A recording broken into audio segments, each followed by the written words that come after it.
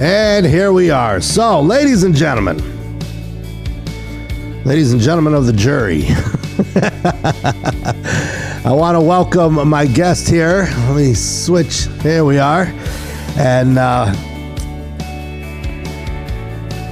something very interesting I picked up off of her website, and I wanted to recite this. My guest today creates visual assets that frame the way you are seen and understood. We're going to talk about that statement. That's a pretty big creative statement, and I absolutely love it. Creative visual assets that frame the way you are seen and understood. She tells a story through her photographs, storytelling through the lens, as she calls it. She is known for her photography in advertising. She also does a set design, location scouting, all things photography. I'd like to welcome my guest, Marlana Semenza. Good morning. Hey, Joe. How are you? Okay. I'm hoping that that my awake skills are at the bottom of this cup of black goodness. How do you drink your coffee? Black, straight?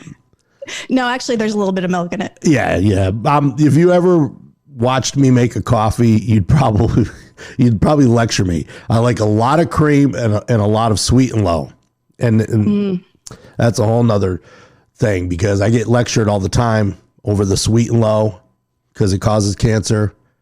And why do you put that in your coffee? Yeah. It's funny because I never drank coffee until I started doing networking.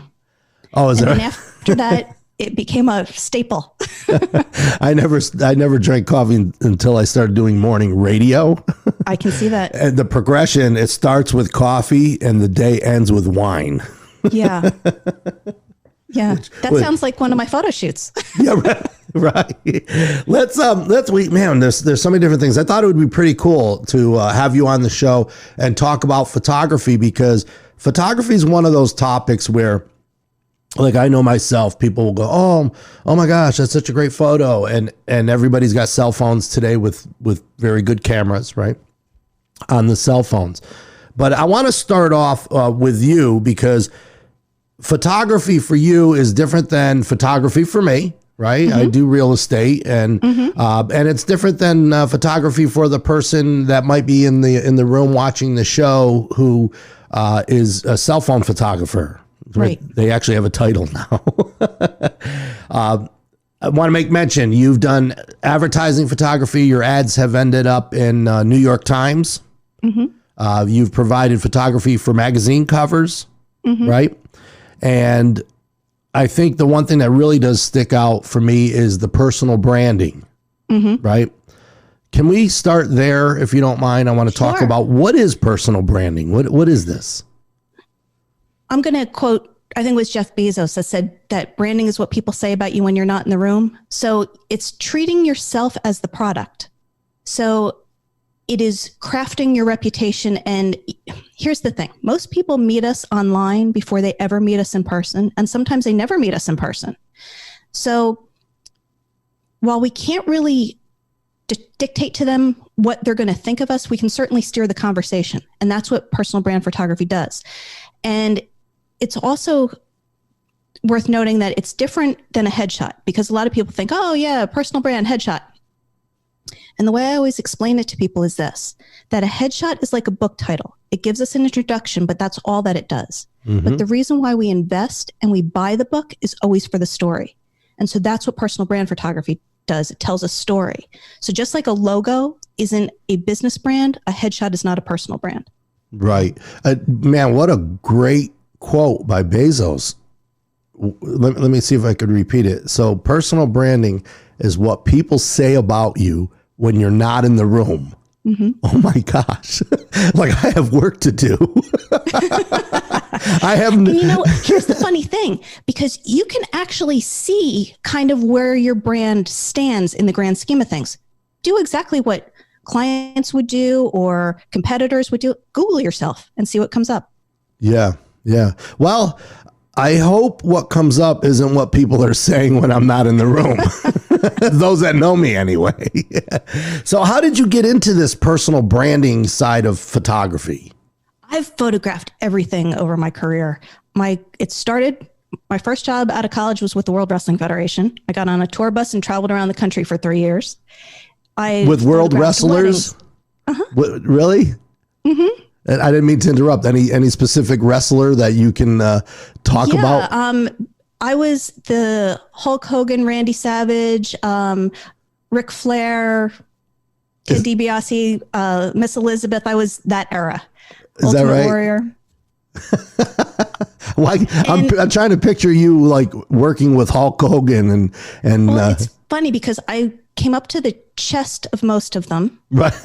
and I never even went away to college. I went down and applied for a job in photo editing because I lived in Connecticut at the time, and they're out of Stanford. And by the end of the interview, my boss said, "Do you have a problem with airplanes? Because instead of photo editing, you're going to be my assistant." And I said, "Okay." Right. And I went and I got on a tour bus that night, woke up backstage at an arena the next morning and looked around and went, "What have I done?" Right. That sounds funny. I got on a tour bus and woke up backstage. I know. We're talking photography here, folks. Yeah. So, and I probably should have mentioned this, and I apologize. You're now living in the Raleigh area, Raleigh, North Carolina, Correct. In Cary, right? In that area. Yep. But you're originally from where? Connecticut. From Connecticut. Did you I go? was born in New Jersey. Born in Jersey. All right. I want our guests to know where we're all from, right? And I forget about that. And people ask me, well, where was your guest from? And I'd say California. I say, well, he never told us. So my apologies. I'm trying to do better. I never lived more than an hour outside of New York City my whole life until we moved here. Oh, is that right? Mm-hmm. Yeah. So back to the tour bus, and I hope you don't mind my sense of humor. I got a little bit of off the wall sense of humor. So you went off and you were shooting photography for the World Wrestling Federation. Yeah, my job primarily was I got to photograph their appearances and some of their like smaller dates and things like that. I did get to shoot ringside at Madison Square Garden at one point, but my primary goal was to make sure that still photo was set up backstage, get talent when we needed it, things like that. Right. Because it was my first job. Which kind of led you, I mean, that brings in the whole set design and location scouting. See, a lot of times people don't realize that when you're talking commercial, professional photography, you're not just showing up with your camera. There's so much more that goes into it, right? Right. And now like I said, my career, I photographed pretty much, you name it. Professional auto racing, portraiture, weddings I did for a little while. So all of those things, all of those types of photography can be pulled into personal branding because all it is telling someone's story. So now I can pull from all of this. Right. And then at one point, what happened was I started working freelance for Ethan Allen with their photo department. And from there, that led to the set styling and the set design. And then I did some work for This Old House and Woman's Day, and we did the New York Times ads, and we did style books and training videos for designers and things like that. So it's pulling a lot of background into what I do. I also actually worked for a while freelance for a cartooning and animation company too, because I had a minor in illustration.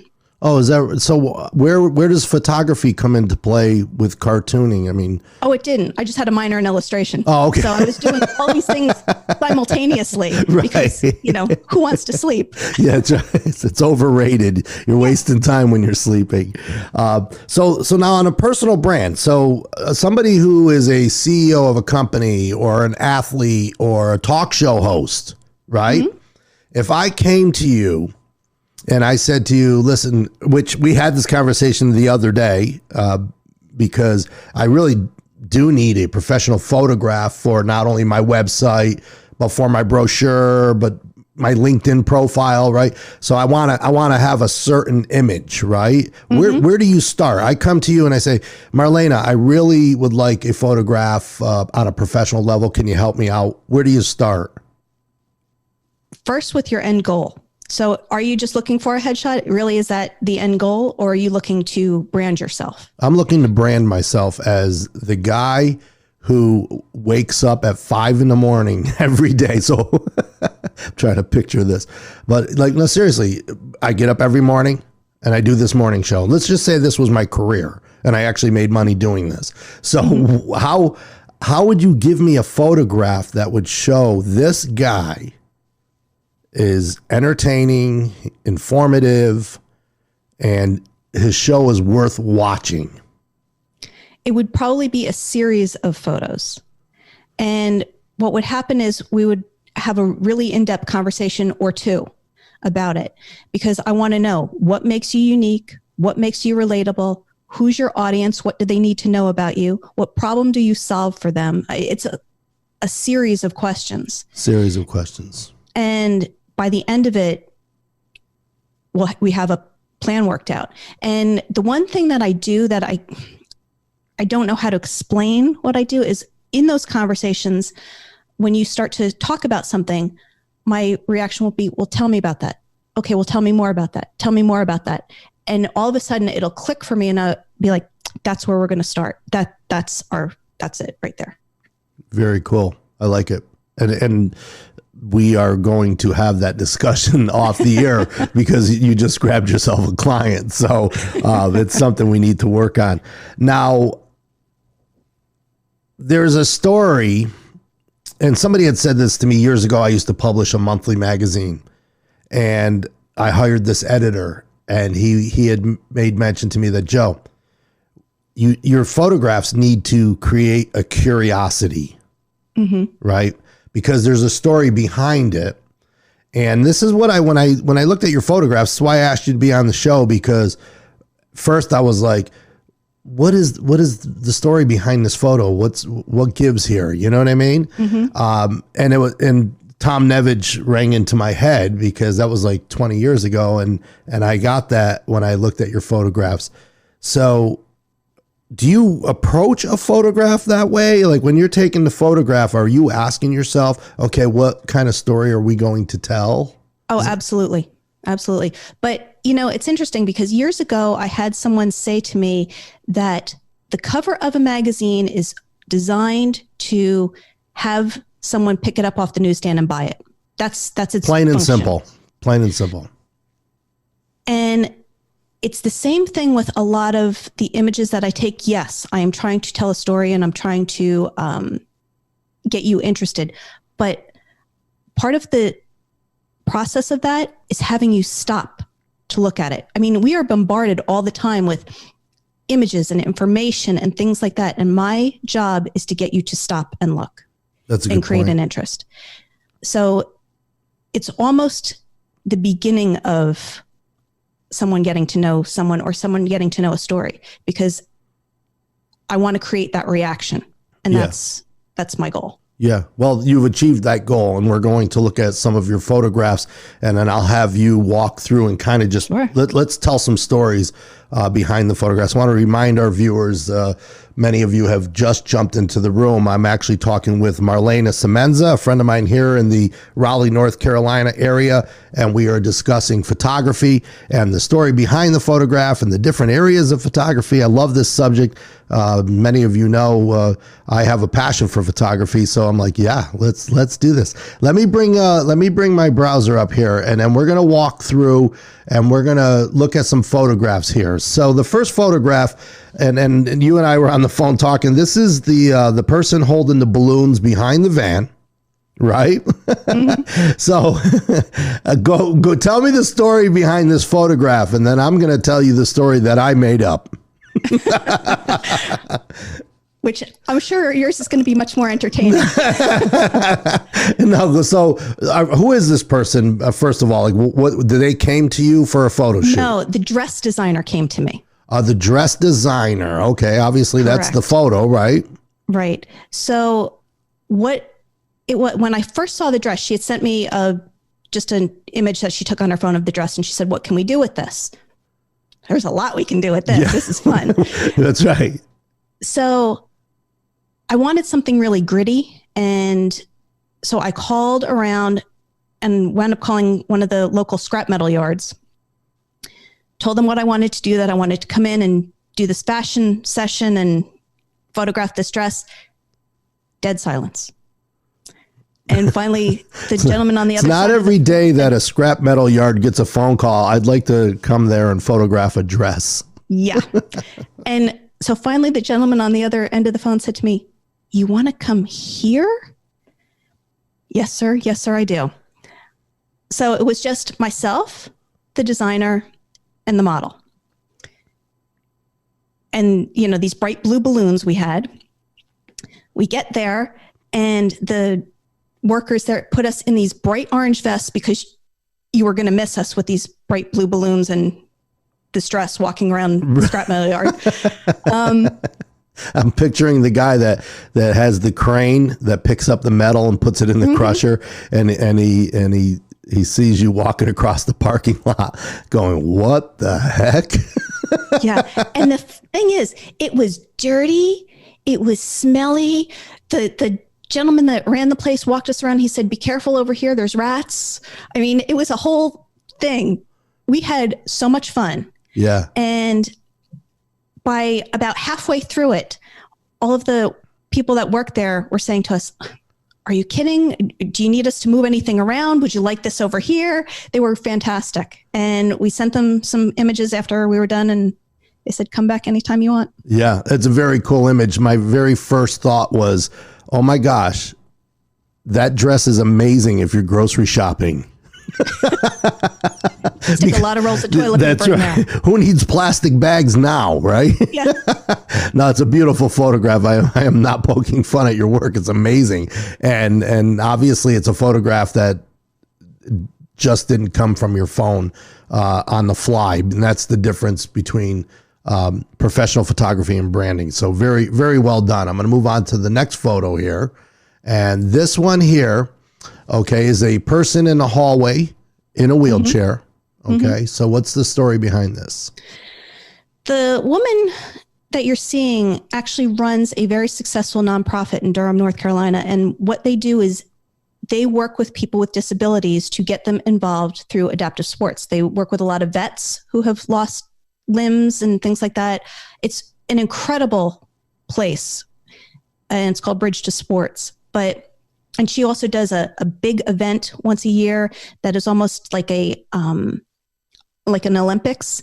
It's 3 locations over 3 days, hundreds and hundreds of participants. But anyway, when we were first talking about her story and who she was trying to communicate to, she said, "I know what it's like.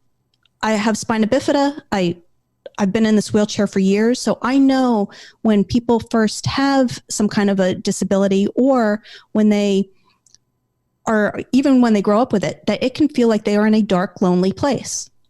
And she said, "But I want them to know that there is always light and there's always a way out, and you move toward it." And so that's what that image was about. I can see that as soon as because you can see the light at the end, which is very cool. When you look at this photograph, I love the light coming through the door and bouncing off of the wall on the opposite side of the hallway, and then the light through the doorway down the hall. It's very, very interesting. So now the next photo, I'm thinking, kind of plays into this because it involves a wheelchair as well. Yep. with the person in the kayaks. Is that the same person? Same person. She is a champion kayaker. That's how she knows that getting people involved through sports works. So we went down to the lake, and she happens to flip her wheelchair over so it doesn't roll around. And what that image was to explain to people that she wants them to see past their disabilities to the things that they can do. And so that's how cool. That's what that was about. Yeah. How cool. Because with that statement you just made, see past the disability, you're looking through the wheelchair at her in a kayak.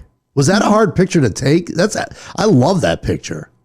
Well, thank you. No, actually, it wasn't a hard picture to take, but it was funny because after this, we did a lot of photos of her kayaking. She was a Paralympian, champion kayaker. And so I was on the dock. I spent a lot of time on my stomach on the ground, it seems, in general. Right. I photograph things, laying in the middle of streets, laying here, laying there. But so I was laying on the dock trying to get down at the same level. Right. she would go out and then paddle back to me.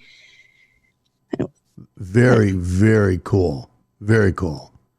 So now this next one is a series of 3 photographs. This is a person, looks like they're at a fair or a carnival of some type. Mm-hmm. Now, that's Miss North Carolina 2019. That's Alexandra Badgett. And what that's about, I get to work with the title holder of Miss North Carolina each year on her personal branding. So my job is to work with the girl to the first session. It's all strategic. The first session is to introduce her to the state of North Carolina, get them to know who she is, and also ultimately introduce her to the Miss America organization, because I have to build a brand within a brand within a brand for that. So yes. It's the girl within Miss North Carolina organization within the Miss America organization. So the first one, like I said, is always, who is she? The second one is always some kind of fashion related, because that's one of the points of the crown, and she needs that for Miss America. Right. And so with these, this was part of Alex's fashion session, and she's just an incredible girl. Yeah. Laughs so easily, and she has an obsession with the North Carolina State Fair. Okay. So she said it makes her feel like a kid every time she makes sure she goes every year. And we try and incorporate something from the state also. Right. So well, like also, you said, you're creating different brands. You're branding for the state, for the pageant, and for the contestant. Exactly. Right. And I love all 3 of these. I mean, your subject has an amazing smile, and I love this picture. She's in front of the cheese fries booth. Mm-hmm. I mean, and like you said, you could tell she's happy. She's just glowing. She's got this huge smile, but it's such a fun photo. Yeah. And that child, for somebody that's that thin, yeah, she is a milkshake a day girl. Let's put you in front of a cheese fries booth. Oh, we ate, and by we, I mostly mean she ate her way through the whole fair. That's amazing in itself. And yeah. I love this one in front of the Ferris wheel. So cool. So cool. Now, this was Miss North Carolina. That's the current Miss North Carolina, Alexandra Badgett. The current Miss North Carolina. So I switched to the next one, and I can see that is that Raleigh in the background? Yes, that's Miss North Carolina 2018. That's Laura Matrazo. Okay. Very cool photo. And I'm going to take a guess. I know our listeners are from all over the place, all over the U.S., but I'm going to take a guess. Was that near the Boylan Bridge area? Yeah, it's very similar to the background you've got behind you. Yeah. That's pretty wild. Yeah, that was actually over by the train station. Very cool. That's a great photo. Is that a wedding dress? No. I guess you wouldn't has many sponsors, different sponsors. So she's got sponsors for wardrobe and things like that. So that, I want to say that one came out of Camille's of Wilmington, I think.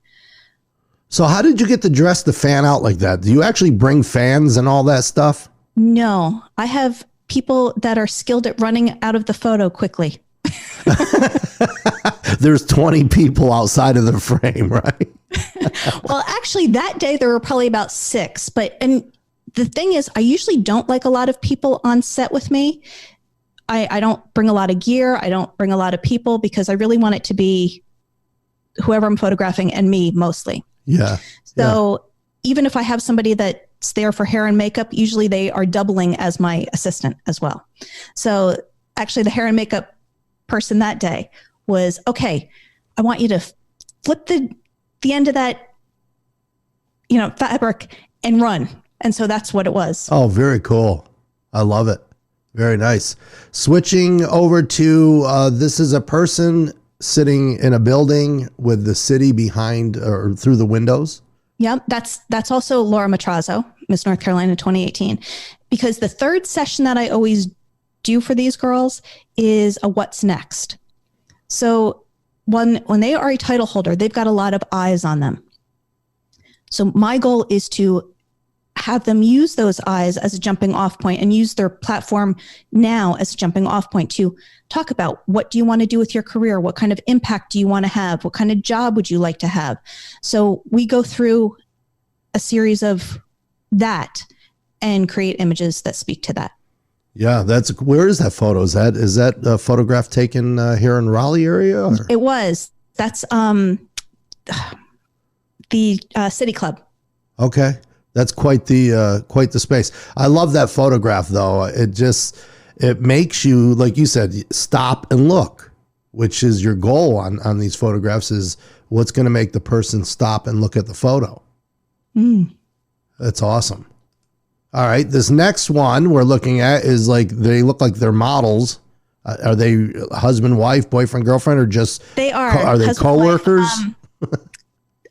Elise is my client. Elise is a founding team member of Brand Builders Group out of Nashville, Tennessee, but she lives in Atlanta, and she's also a visibility coach, things like that. Now, when we've been working together for probably about a year and a half, and I've photographed her several times. Well, I flew down to Atlanta. During that trip, I was there. By the time I left Raleigh to the time I got back to Raleigh was maybe 36 hours. Okay. During that time, I walked, because I tend to photograph people in a little bit of a heel because I'm short. And this way I'm not looking up at them. So I did 6.5 miles in heels walking around Atlanta. How'd that work out? 7 flights of stairs in heels. But we were in a hotel, and her husband is a very integral part of who she is and why she does what she does and things like that. And they sat down and they turned to me, and the light was so amazing on them. And I refer to that as my Tim and Faith photo because that was my immediate thought with it. And right. Until I can photograph the real thing, because I really would love to photograph musicians. It's the only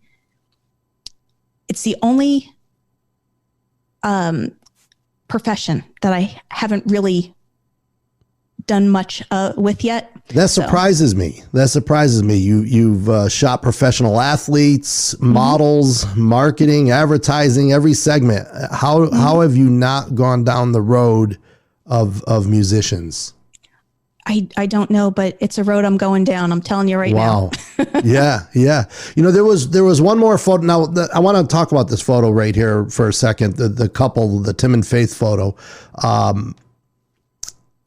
What was the purpose of this photo? Who's the brand here? Because they're both.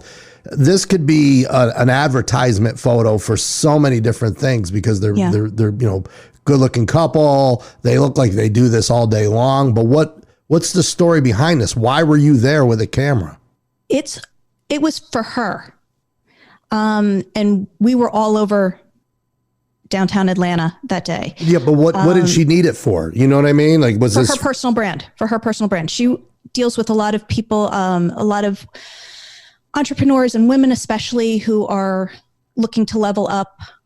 And so some of the images that we did, we were portraying a lifestyle also. Okay. And so some of the images that we did were poolside at a hotel with red slippers on and reading a book and things like that. So we bounced around a lot to portray this lifestyle.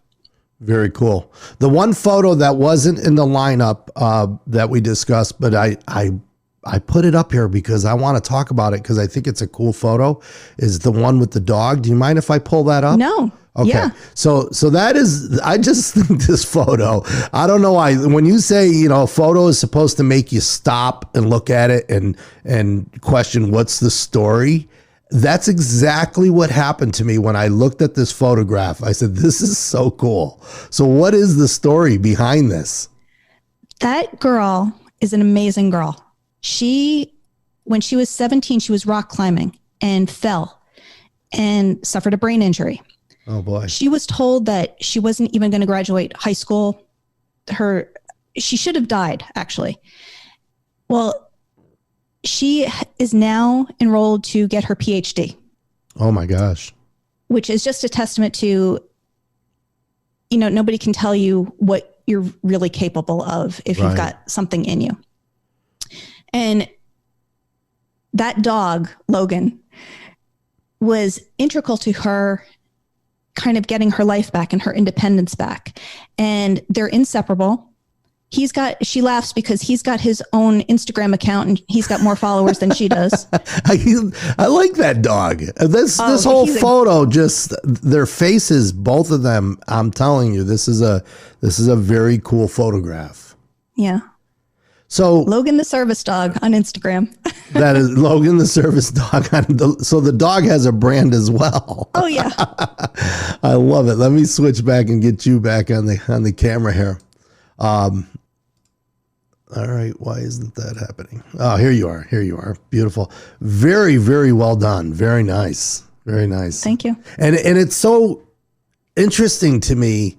It's fascinating when you learn the story behind these photographs, because, you know, the photographs are beautiful when you look at them, right? And then all of a sudden you learn the story, and now you almost look at it a little differently. You know, what do you have to say about the folks today who they have, you know, their new iPhone 11 and they're running around and they're having fun, which is awesome. Sure. I mean, the phones today, obviously it's not the camera that you have for doing professional photography. It's not the camera I have for real estate, but they're pretty amazing, right? Oh, absolutely.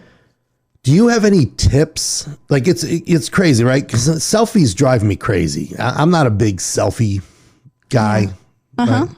You do it sometimes to be fun and have some fun, but some people are like totally hooked on selfies. Like they're in the bathroom. Selfies in the bathroom. Stop that. It's got to stop. But what is, you know, as a professional photographer that has provided photography at a level that you have, what can you tell the person who has the iPhone 11 and they're taking pictures of everything now because they have, you know, 14 megapixels? I'm guessing. I don't even know what the megapixel is, but. Well, what separates a professional from a non-professional is that a non-professional may take, you know, 50 images and get a few images that are great, but they're not quite sure how they got there. A professional knows how to get there and can get there over and over and over again. Wow, that's a good point. But the thing to remember is that photography, all those things are tools. An iPhone is a tool. A professional camera is a tool. And when you go into a museum and you look at images made by somebody like Ansel Adams, you have to remember too that those images were created on tools that were more primitive than what we carry around on our person every day. Right. So it's not the tool. What it is, at the end of the day, photography is a relationship with light. And the more you can strengthen that relationship, the more you can learn about that relationship. And it's just like any relationship, Joe. If, like, I know just when I've pushed my husband too far, Right. Same thing with light. I know what will make him happy. Same with light. And so the more you get to know light, then the better your images will be, because you will understand it. Wow, that's a great tip, and I couldn't agree with you more. And it's one of the struggles I go through all the time when I'm out shooting property, or even in nature. You know, I'm always walking trails with my camera, and sometimes you see the light coming through the trees, and you go, "Oh my gosh, look at the lighting."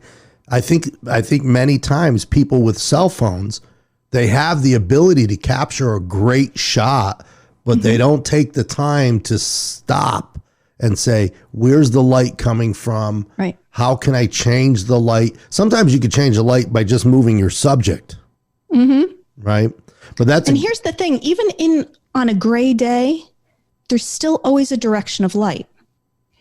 If you hold your phone up and you turn in different directions, you'll see, because the sockets around your eyes and underneath your eyes will be darker or not. There's always a direction, even on a gray day. Right. Great tip. focus on the light, right? Yeah. That's awesome. Listen, you shared some pretty cool stuff. Do you have any advice for somebody who, because it all starts, and today it starts with the phone. Okay. They fall in love, like, oh my gosh, I can't even believe I took this photograph. Right. And then all of a sudden you go, I'm going to get a decent camera, and they make really good cameras today for a very affordable price, right? What tips can you give to one of our viewers who might be looking to get into photography as a career? Because as we know, photography as a career, there's all these little buckets, right? There's the wedding photographer, there's the real estate photographer, there's the commercial advertising, the personal branding, right? How does one decide? Like, I always wanted to work for National Geographic. I always wanted to work for Rolling Stone, of all things. Rolling Stone and Vanity Fair. Those were my two. And you've never shot a band. I know. I did shoot wrestling, though. So I figured that was my tour bus thing. I really wanted Andy Leibowitz's career is what I wanted, apparently. Well, what advice would you give to somebody looking to get into photography as a career? The first thing I would say is, like I said, learn light. Play with it, study it.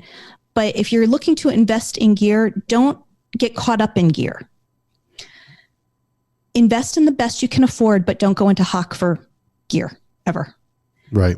Your lenses will make more of a difference than your camera body. So you're looking for a better quality lens than a camera body. Then from there, if you're going to be a business, then be a business. I think there's a lot of people, and it's a protection not just for you, it's also a protection for your client. So make sure that you are registered, collect your proper taxes, get your permits where you need to, have insurance, all of these kinds of things, and conduct yourself as a business. And I think that's another thing that a lot of people that are looking to get into photography don't realize, is that really at the end of the day, it's about this much creative and about this much business. Right. So you have to understand that aspect of it. Yeah. Because if you just want to be a creative, then my suggestion is go work for somebody.